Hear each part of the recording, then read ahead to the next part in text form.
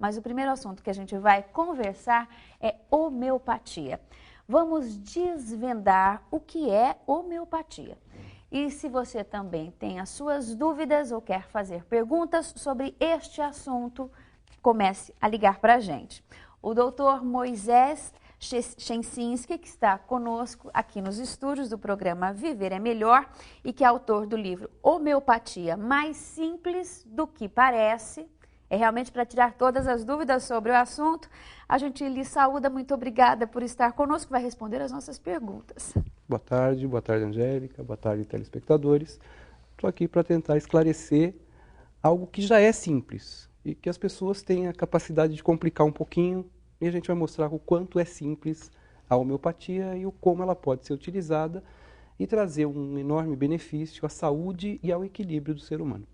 Como médico homeopata, recebendo sempre pacientes novos, o senhor percebe que há realmente muitas dúvidas ainda em relação à homeopatia, como ela trabalha, como se pode buscar cura e bem-estar por meio da homeopatia? Ainda existe sim bastante dúvidas. As pessoas conhecem homeopatia normalmente por ouvir falar. Já há algum tempo nós temos tentado esclarecer um pouco o público leigo a respeito da homeopatia, mas muito que tem se falado com a respeito da homeopatia, vamos colocar assim, ele é levado para o lado de esoterismo, de autoajuda, de religião até. E, na verdade, a homeopatia é simplesmente uma especialidade médica, reconhecida pelo Conselho Federal de Medicina desde 1980, praticada por médicos. Então, antes de eu me formar, antes de eu fazer o curso de homeopatia, eu me formei numa faculdade tradicional, num curso de 6 anos de faculdade. Uma grande parte dos médicos homeopatas já tem uma outra especialidade, por exemplo, eu sou pediatra, residência, especialização, e aí nós vamos fazer um curso de especialização, que são 3 anos de curso, para poder exercer a homeopatia. Apesar de tudo isso, as pessoas falam para a gente assim normalmente: ah, doutor, eu fui no meu médico normal e ele me receitou isso, como se o homeopata fosse um médico anormal. Né? E na verdade não. No final, espero que no final dessa nossa conversa todos ainda mantenham a impressão de que a homeopatia é praticada por médicos normais também. E em relação a essa junção, né, de papéis, né, o senhor faz, além da faculdade tradicional, uma especialidade, e tem na homeopatia uma segunda especialidade. Isso o restringe de atender outras pessoas em outras situações? Por exemplo, o senhor só atende crianças na clínica pediatra e homeopática, ou o curso abrange todas as faixas etárias? O curso de homeopatia abrange médicos. Médicos. Como eu sou pediatra, então, normalmente eu me sinto mais confortável, sentia mais confortável direcionando o atendimento às crianças. Aí você vem uma criança que vem com um quadro, por exemplo, de uma rinite. E a gente inicia um tratamento homeopático e a criança melhora. Normalmente um alérgico é descendente de alérgicos. Aí a mãe vem para mim e fala assim: poxa, doutor, o senhor trata da rinite do meu filho, o senhor não trataria da minha? A homeopatia não trata doenças, a homeopatia trata indivíduos. Então a homeopatia pode ser utilizada em qualquer tipo de indivíduo. Em qualquer idade, sexo, não tem diferença, não tem nenhuma distinção onde a homeopatia não possa ser utilizada. Em algumas situações, nós vamos utilizar apenas a homeopatia. Em outras, também contradizendo um pouquinho o que algumas informações que os pacientes recebem, em outras situações nós vamos associar a homeopatia a outros tipos de tratamento. Acupuntura, fitoterapia, até a alopatia. O fato de eu ser pediatra faz com que, clinicamente, se eu for acompanhar um idoso, eu tenha necessidade de avaliações clínicas de outros especialistas. Mas isso eu faria sendo clínico geral, homeopata ou não. Então eu tenho necessidade de uma avaliação cardiológica. O paciente vai ao cardiologista, faz os exames, recebe a receita e volta ao homeopata. No tratamento homeopático, a gente vai definir junto com o paciente se a gente vai manter só o tratamento homeopático, se vai manter a associação dos dois, ou se naquele momento vamos restringir o acompanhamento à alopatia para que em um futuro próximo nós associemos ou tratemos esse paciente de forma exclusiva só com homeopatia.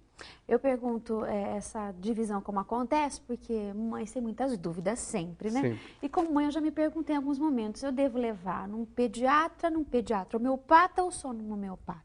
Vai ter diferença o tratamento do pediatra para o pediatra homeopata? Sim, mas o pediatra homeopata para um homeopata, que seja clínico geral, há diferença, né? Ah, sim. Nessa situação, sim. Então, veja, criança não é um adulto pequenininho. Criança tem as suas peculiaridades.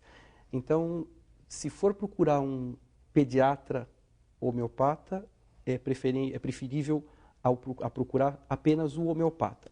Mesmo assim, o homeopata, em determinadas situações, também está habilitado a tratar dessa criança, faltando alguns dados clínicos não homeopáticos. Ele está preparado para tratar essa criança às custas de homeopatia. Mas aí ele vai fazer aquilo que eu faço. Você vem para uma consulta, por exemplo, um dos grandes resultados que eu tenho com homeopatia no consultório é a intenção pré-menstrual.